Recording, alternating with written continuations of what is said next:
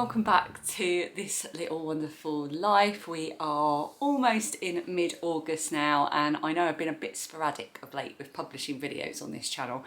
It's been lifey around here recently. I've had quite a lot of stuff going on. I've got some things going on in the background, but also we lost one of our pet chickens, Peggy Sue. I'm sorry to say we lost her, so there was a bit of stuff surrounding getting that all sorted out, and also it was quite sad.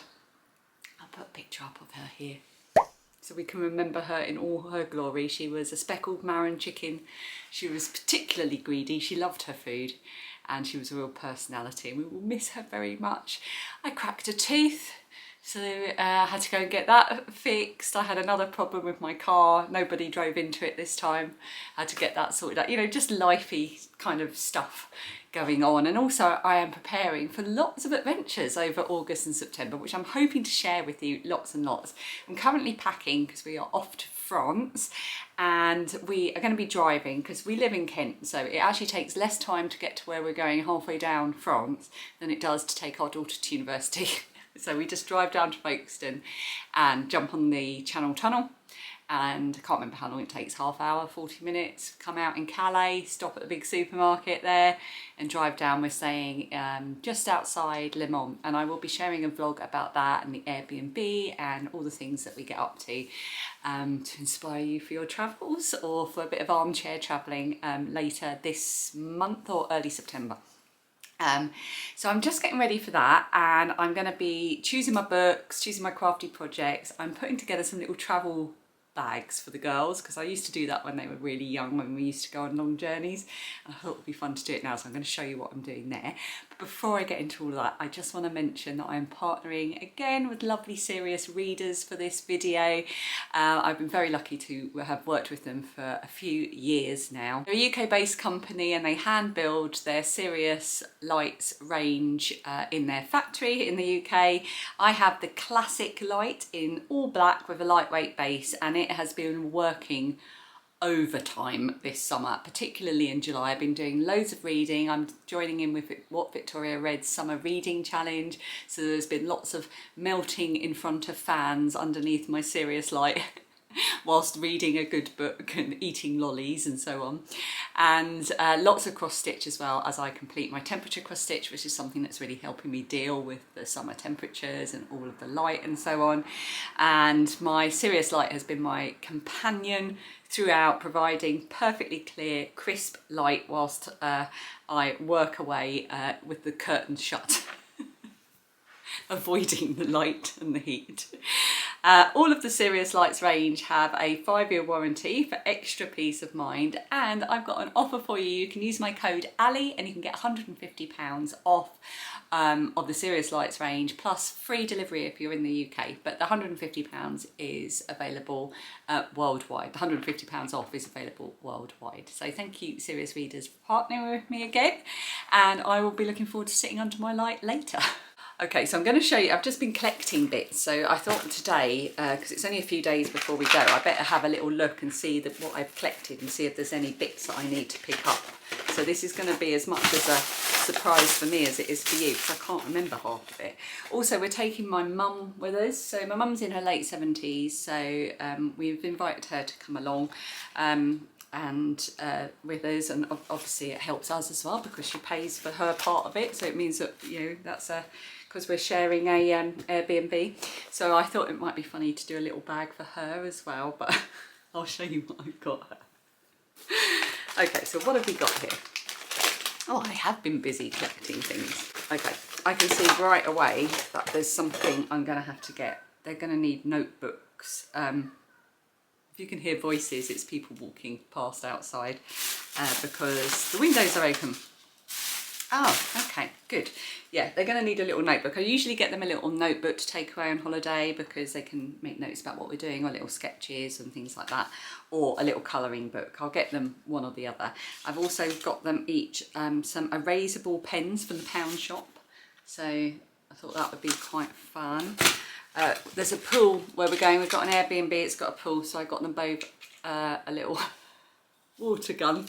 My children are 14, almost 15, and 19, but I think we'll all have fun with these.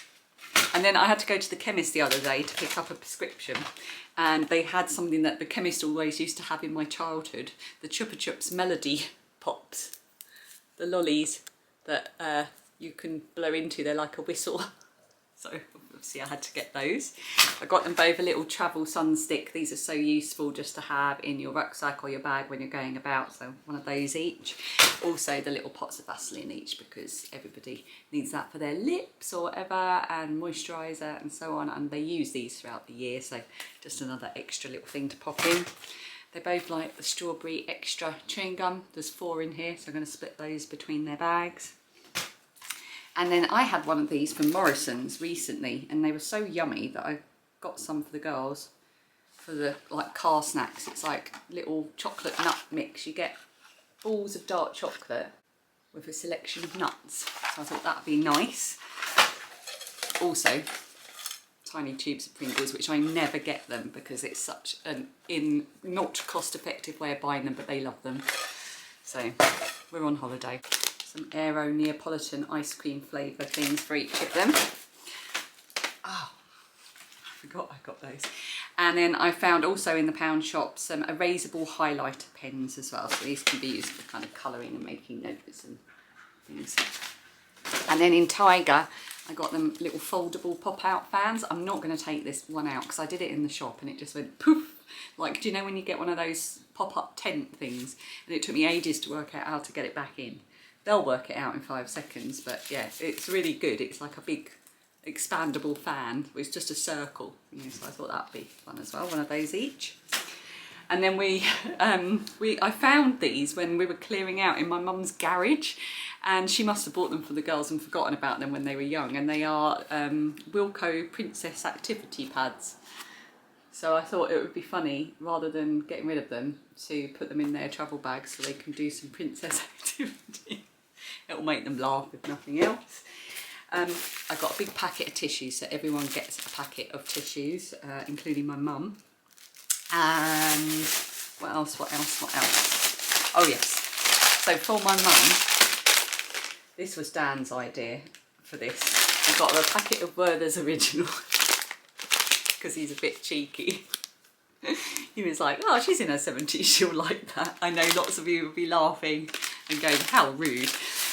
But yeah, if she doesn't eat them, I love a Werther's Original, love them. And I know that she will love this. My mum loves all kinds of puzzles. She does online puzzles, crosswords, book, anything she can get her hands on. So I got a nice big book of puzzles to do, and I will get her a nice couple of pens as well to go with it. So she's got her sweets and her tissues and her puzzles and a nice pen. This video won't be out until we're, I think, back from France. So no surprises ruined there. So that's what I've got. I also picked up in Tiger this. It's a swim thing where you can chuck it to each other, but it's full of holes. It's kind of squidgy, so you can throw it about and it won't hurt anyone, but when it lands it will sink, so you can pick it up. And the girls always love playing games where you have to go and pick stuff up from the bottom of the pool, as do we. So I got one of those as well. So yeah, all I need to do is get a little notepad and a pen for my mum, a nice pen. And then I'm sorted. So I thought I'd talk a little bit as well about why, we're in August now, we're halfway through August, and I talk a lot about how I really struggle in the summer months. It really does affect my mental health. But August I find a lot easier. Now, we are still due to have another heat wave this week. I'm filming this on a Saturday. It's going to go up to, I think, 28 degrees tomorrow, and then throughout the week it's going to go up to 32. So we are having another sort of shorter heat wave, which I know is coming and I do dread it, but now that we're in August, the nights start drawing in, so that makes things easier because we have longer periods where we don't have sun beating on the house and the house has time to cool down, which makes a big difference. Also, it means that there's not so much an abundance of light, which is something else I struggle with. So in that sense, August starts to become a lot easier for me. And also, you would have seen from the footage at the beginning of this that you do start to see more interesting things happen in nature. I feel like, in a way, August is very much like January in that you've got the uphill thing of summer, or, you know, the uphill thing of you getting, it's all very busy and there's lots to plan and lots to do, and you've got to get to the end of term of school and get to this event and that event and organise this and do that. Or at Christmas, you know, you're organising Christmas, we've got birthdays as well, you've got to get through Christmas, it's all very busy. And then you kind of get to August or January and it's kind of like you're going uphill, uphill, uphill, and then you've got this lovely kind of flat bit that's August, just like January, where you can just admire the view for a bit and enjoy things before you start the kind of downward slope into the year or into the autumn. So I feel like August is really a space to kind of admire the view, enjoy the adventures, and start to enjoy the changes in nature as well. It's a very interesting time in nature. We've already seen acorns, I've collected blackberries, I've got my apple and blackberry crumble in the oven and it's smelling lovely, so I'm really looking forward to having that. And just little things like that, these little things that mark another sort of turning point in the year, just makes August a lot easier for me. In my sketch journal I've done a page to remind myself about August, so I'll show you that actually.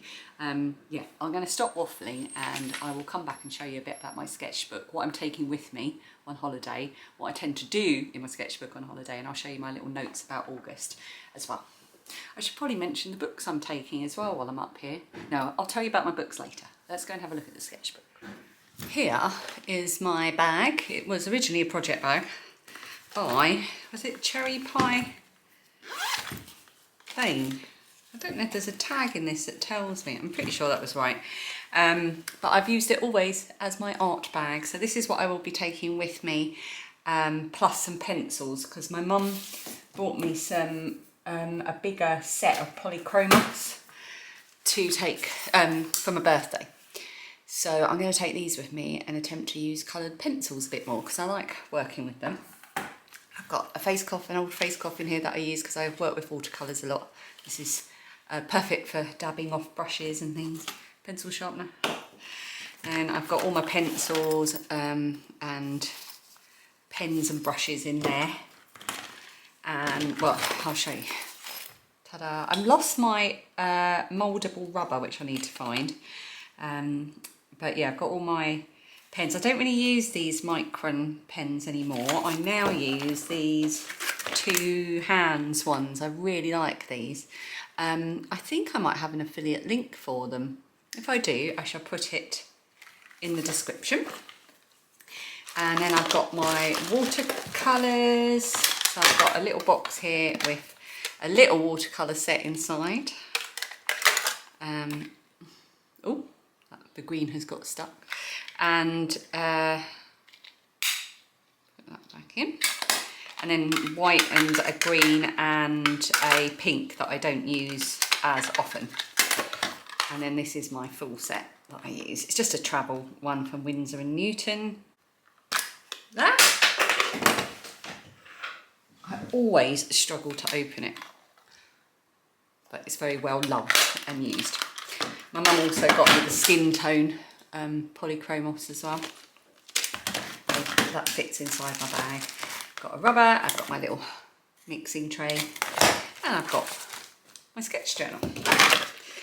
Right, let's move this lot out of the way. So this is my sketch journal.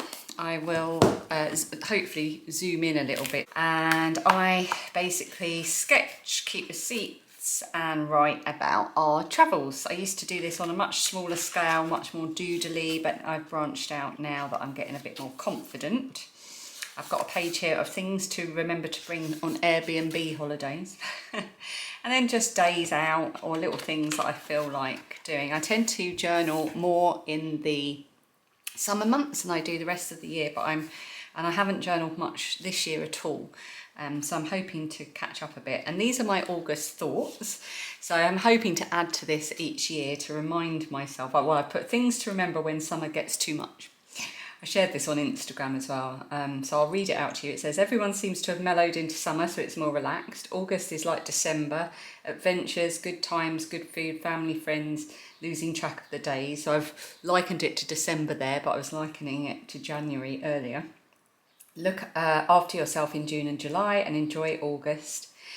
The days get shorter and it's noticeable in August. The light is less harsh and more beautiful. The evenings get darker. Apples, blackberries, crumble, which is certainly a feature today.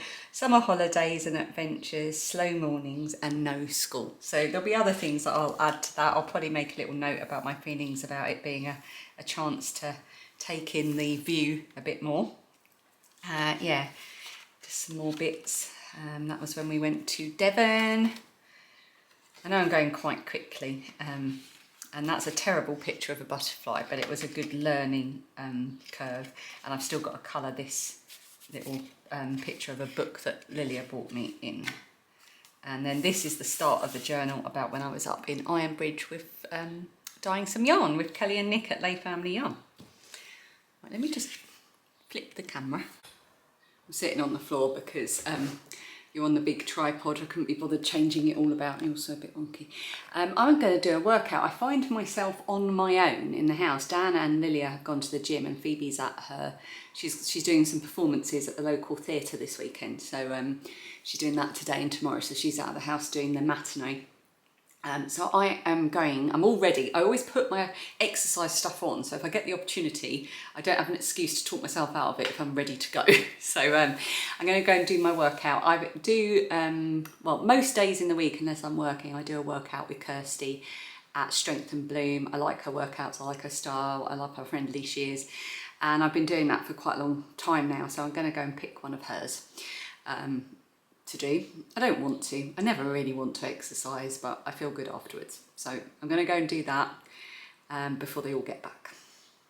Today we're working on a no repeat session. And push, sit and push. Position, so if you need to come back in and then go one arm, one leg and push. Well done. 4. Oh, it's a little while later. I haven't got changed. I didn't get too hot and sweaty, but I'm going to go for a walk as well, and it is warm today. So I'm going to have a shower and clean up when I get back from my walk. We are going to go out for something to eat tonight. We don't often do that, but Phoebe has got her 2 performances today, matinee and evening. We went last night and we're going tomorrow as well.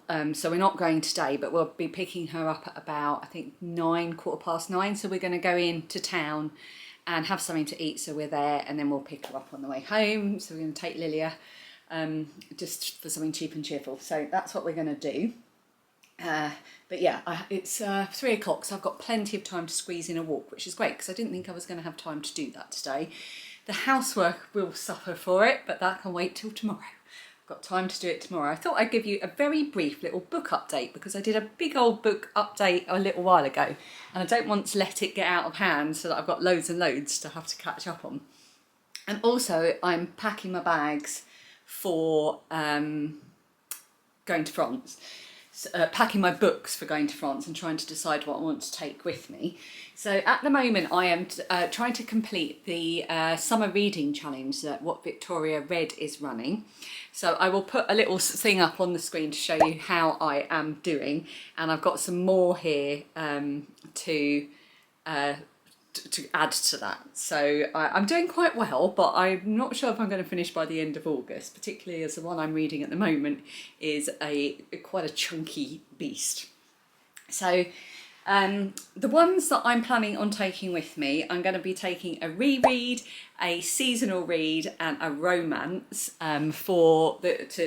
to tick off squares on the summer reading challenge, and also because all of these feel like the perfect kind of read for being away and relaxing. So I've got one that my friend bought me years ago for my birthday called 8 Perfect Hours by Leah Louis.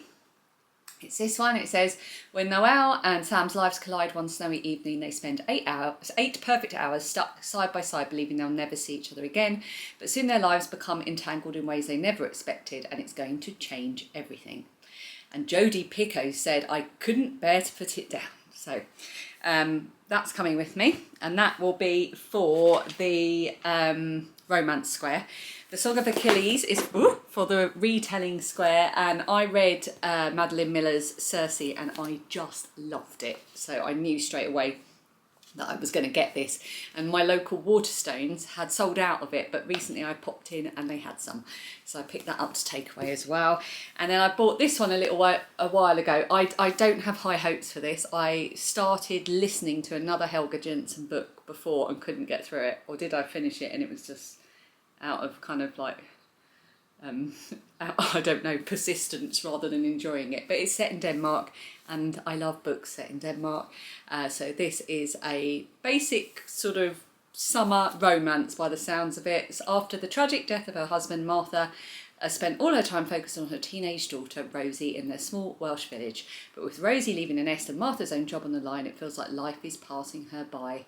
Inspired by her love for Scandi noir dramas, Martha impulsively books a trip to Denmark, even if travelling alone terrifies her. I won't read all of it, but basically she goes to the island of Fano and meets a handsome stranger called Lars. So that is going to be my seasonal read. So those are my books that are going to get packed. We're going to get the suitcases out today. And Dan wants to read Jamaica Inn, so I'm going to pack that as well. He's going to probably read that whilst we're away, because I loved Jamaica Inn so much. I think actually it's on my list of things to talk about, is it? Yeah. Okay, let's just talk a brief book update. Since last we spoke, I finished How to Die Famous. I can't remember if I've already spoken about this or not. I'll put a picture up of it by Benjamin. It'll be on the screen. I gave it 3 stars. I remember very, very little about it. It was a YA fiction, so it wasn't really for my age group. But I enjoyed it, and Phoebe's best friend has taken that to read, so that's good. It's gone somewhere else, and that was for the Charlotte Square, the second-hand book, and now it's third-hand again. I also finished Orbital, which was my library read, which was Charlie's Square on the Summer Reading Challenge. I gave it 4.5 stars. I really, really enjoyed it. I found it so thought-provoking and interesting. It's very poetic in the way it was written, and I want to get a hard copy of it to read with my eyeballs, because I think I would like to reread that and experience it in that different way, but I really enjoyed that one. I then read The Mysterious Bakery on Rue de Paris by Evie Woods. This was for Daniela's Square for a travel book, because the main character in this moves to France and starts working in a bakery. I gave this 3 stars. I've read another of Evie Woods' books before, which was the one about the bookshop. Can't remember what it's called, so I'll put it on the screen. I think Evie Woods, oh sorry, frog in my throat. I don't think Evie Woods is for me. I think that this is the second book I've read of hers, and I did get a bit like, the way the romances are written and some of the tropes and things that she comes up with, not really for me, but it was fine. It was 3 stars, it was fine. I read The Foundling I listened to this one, and it was for the historical square, for Charlotte Square. I gave this 4 stars. I really, really enjoyed it. I would definitely read more by the author, and I really enjoyed the stories that came out of the Foundling Hospital, and it made me want to go back and see the Foundling Museum again in London, so hopefully maybe we might do that over the summer, but I really, really enjoyed that. The story is that the main character that we're following, she gives birth, and the same day she takes her baby to the Foundling Hospital to leave her there, and the idea is that she intends to save the money to come back and pick her up when she can afford to look after her. But when she does go back 6 years later, she finds that somebody has already picked her up, and it's about her finding out what's gone on, where her daughter's gone, and why somebody else has claimed her. And it kept me guessing, but also it was quite nicely wrapped up, and it turned out to be a kind of nice little story, and I did enjoy it. Jamaica Inn, oh my goodness, by Daphne du Maurier. I loved Rebecca and gave it 5 stars, but I adored Jamaica Inn even more so. It was dark, gothic, violent, juicy. Who knew that I would enjoy something so much? I do enjoy a gothic novel. And yeah, I just loved it even more than Rebecca. I just, really, really loved the characters, really loved the story, really loved the little bit of mystery you get in Daphne du Maurier novels. Oh, I loved it. I just kept saying to Dad all the time, oh, just loving this, but I couldn't wait to get to bed and start reading. I then had a free copy of an audiobook, thanks to NetGalley, who I've mentioned before, and I will link in the description. Anyone can apply. It's a bit hit and miss whether you get approved for things or not, but you can apply for ebooks and audiobooks and in return for an honest review. So I was accepted for The French Kitchen. I can't remember any of the authors, and I'm trying to be quick, so I will put it all on the screen. I gave it 4 stars. It was narrated by Saskia Marleveld, who has narrated all of the Kate Quinn books that I've listened to. So that was a big plus, because I think she is an amazing narrator. She really brings the story to life. But the cover of this book really doesn't do anything to convey the depth that this book has. It looks like it's just like some kind of cosy novel, but it's not. It is about... it's about women who are risking their lives during the Second World War as spies in the French resistance in occupied France, and we're also following some of the characters in the 1950s post-war as they try to resolve some of the mysteries that occurred during that time, and face up to what they went through and try to move forward. And it is very in depth about life in occupied France and working for the resistance and spies. There's a bit of romance, there's a bit of peril, there's a bit of violence, there's a lot of history, and there is a bit of a cameo appearance from Julia Childs as well. I loved it. It was really, really good, but do not be fooled by the cover. It's a lot more in depth than that would have you believe. I believe that is out in September. So yeah, really pleased that I got to listen to that in advance. I then read, I haven't got it with me, I had a hard copy of Days at the Murasaki Bookshop, which I actually listened to, on audio. This is for Rhiannon's Square, which was Animal on the cover, because there is a little cat on the cover of the hard copy. I don't know if you can see it on the audiobook cover, but you can see it on the hard cover. I was really disappointed by this. I was so excited by the idea of it. I gave it 2.5 stars. It just felt like a children's book. I mean, it didn't help that the narration felt like I was being like it was a children's book, but I just didn't get what the story was about, where it was going, or why. It's a very, very short book, so I did listen to it in its entirety, but yeah, 2.5 stars. Yeah. I then listened to The Housemaid by Frida McFadden. It was for the Crime and Mystery Square, Emily Square. This was edge of my seat stuff. I've never listened to anything or read anything by this author before. And apart from a little bit in the middle where it kind of dragged a little bit, the whole time I was just like, just couldn't stop listening to every opportunity I got. I was like, I'll do the washing up, earphones in, listening to my book. I'll go on another long walk listening to my book. It kept me guessing. It was not perfect at all. There were some little bits in there where you think, would that really have happened? And there's just sort of things where you think, I'm not really sure I buy into that. But none of that mattered, because I was absolutely hooked from beginning to end. There was a few twisty turny bits. Some of them I kind of saw coming, but not in their entirety, and I really enjoyed it. I believe there's other ones in the series of The Housemaid as well, so I will definitely listen to those again, because it really, I enjoyed it. 4.5 stars. I then just finished a few days ago the In Between Bookstore, which I got for my birthday. This is by Edward Underhill, and this is for the Queer Book Square, which is Wynn's Square in the Reading Challenge. This was unexpected. I started reading this straight after Jamaica Inn and initially felt like I was going to hate it, probably because the writing style is so different. Edward Underhill, up until this is his first adult novel for adults. Previously he's written YA. And it does have a bit of a YA feel about it, which I think is, why I struggled a bit. But I got to really enjoy the characters. I ended up tabbing some bits of it as well, because it was just so interesting. Edward Underhill is a trans author, and this is a story about Darby, who is a trans man who goes back to help his mum move. He has a very diverse group of friends, and he goes back to help for his small town to help his mum move, and he's never felt like he fitted in there, and he had something happen in his teenage years in high school with his best friend, and he can't quite remember why it is that they never really spoke to each other again after high school and when they went off to college. And he walks into the bookshop where he used to work as a teenager and meets himself as a young teenager before he understood that he was trans and all of this. And it was so informative and so interesting, and I fell in love with the characters, and I actually was really looking forward to getting to read it and everything. So I really enjoyed this. It was quite an unusual take on this kind of trope of story, and I felt that the characters were really well written. The only complaint I would have was there was a lot of characters, and some of them I felt were a bit superfluous.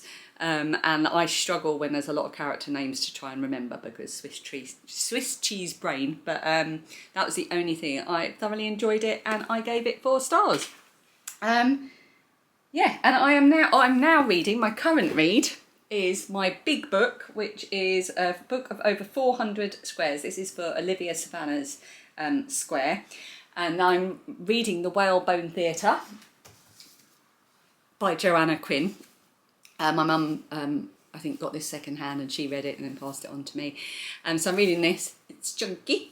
And I was a bit daunted by it because I don't generally read very big books because I feel daunted by them, but I am really enjoying it. I've only been reading it for a couple of days, and I've already read over 100 pages. Really love the characters, really love the story. It's got a huge thing at the beginning where it gives you the years and the names of the chapters, which again I found quite daunting. So we start in 1919 and the book goes right through to 1945, so it covers quite a long period of time. Love the character so far of Christabel, who is the little 4-year-old in this. I love her. I don't know, where this is all going to go. It feels like it's going to be quite sweeping, which I don't normally enjoy, but I like the fact that you're getting the story from many perspectives, not just like the female young wife who's moved in at the moment to a big manor house, but also the husband and the children and the maids and other people surrounding the story. So I'm really enjoying this, and I'm also loving, and I can already tell you it's going to be a 5-star read, Consider Yourself Kissed, which is what I'm listening to now for the literary fiction square. It's by Jessica Stanley, and yeah, the literary fiction square is Aoife, and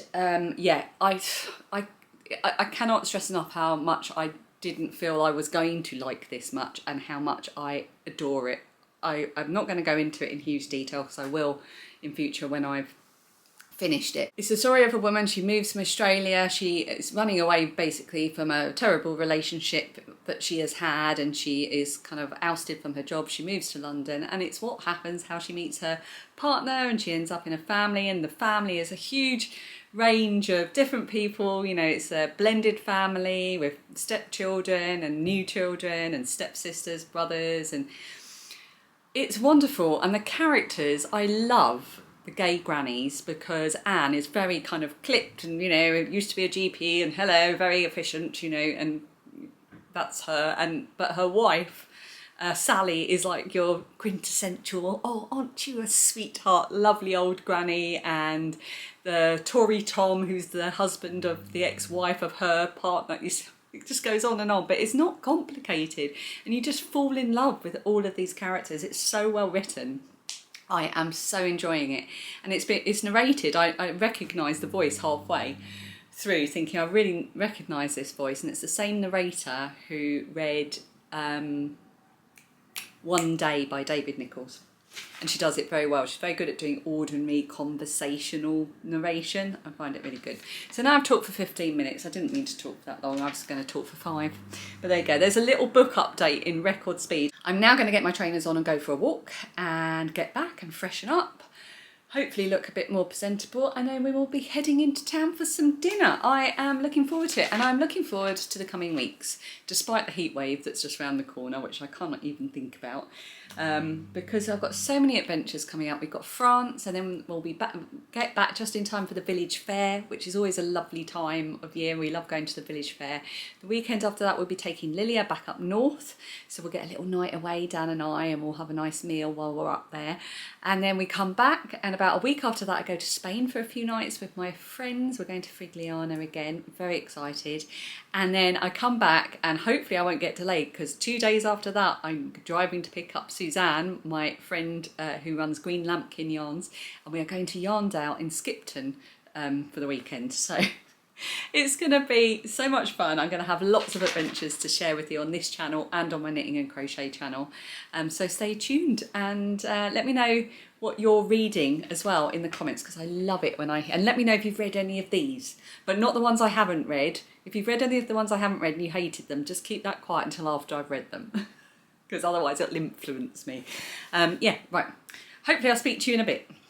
Oh, my legs have gone dead from sitting on them. Doesn't bode well for my walk.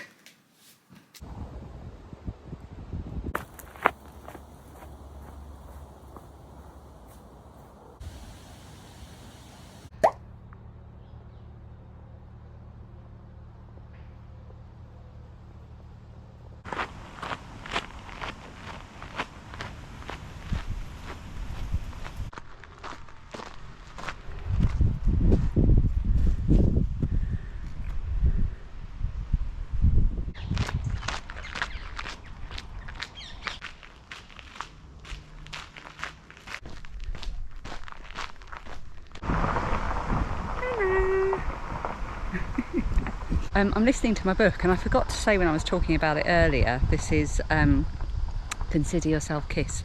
But one of the things I absolutely love about it is when it's set. So it's set against all the political things that were going on from just before the Brexit vote right through, and now we've just got to the first lockdown for COVID, and it spanned, I'm sort of 3/4 of the way through the book, and her husband is a political commentator, so he's very involved, and then one of their other family members is an MP, and just having all those memories of historical things that happened when we had, you know, quite young children, and oh, it's just so interesting and also really funny as well. It's made me laugh out loud a couple of times, but also so poignant remembering it, and just like the challenges that we all faced, particularly from the story that you know, talking about the challenges faced in the UK.